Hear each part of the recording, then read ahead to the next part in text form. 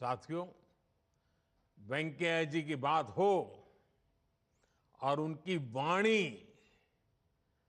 उनकी वाक्पटुता,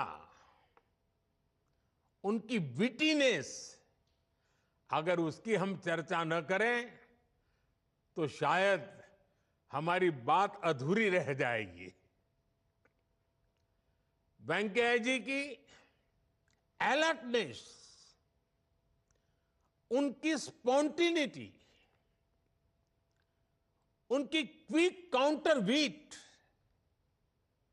उनके one liners, मैं समझता हूं उसका कोई मुकाबला नहीं है।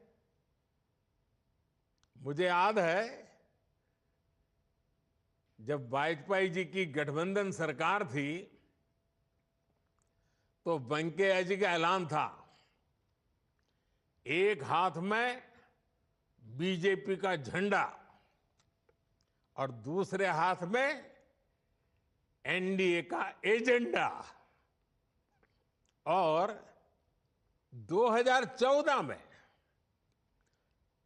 सरकार बनने के बाद कुछ दिनों बाद ही उन्होंने कहा, मेकिंग ऑफ डेवलप इंडिया, यानी एमओडीआई, मोदी।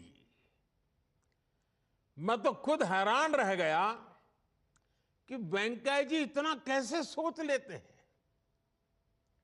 वेंकैया गारू, इसलिए ही वेंकैया जी की स्टाइल में मैंने एक बार राज्यसभा में कहा था, वेंकैया जी की बातों में गहराई होती है, गंभीरता भी होती है, इनकी वाणी में विजन भी होता है और वीट भी होता है, वार्मथ भी होता है और विजडम भी होता है। साथियों, अपनी इसी खास स्टाइल के साथ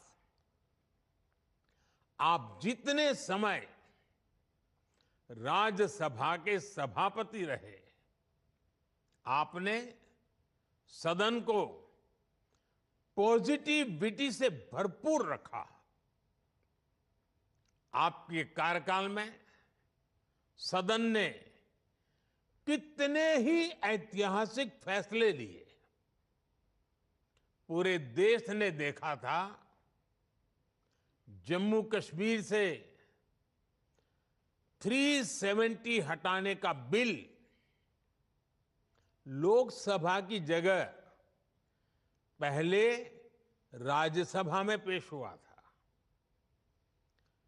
और आप जानते हैं, उस समय राज्यसभा में हमारे पास बहुमत नहीं था, लेकिन 370 हटाने का बिल राज्यसभा में आन बान शान के साथ बहुमत से पारित हुआ था।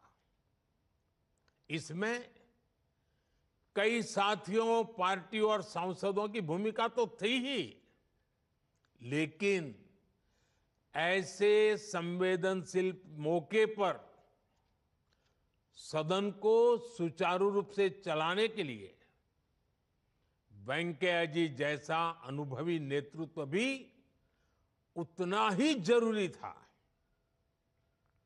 आपने इस देश की, इस लोकतंत्र की ऐसी अनगिनत सेवाएं की है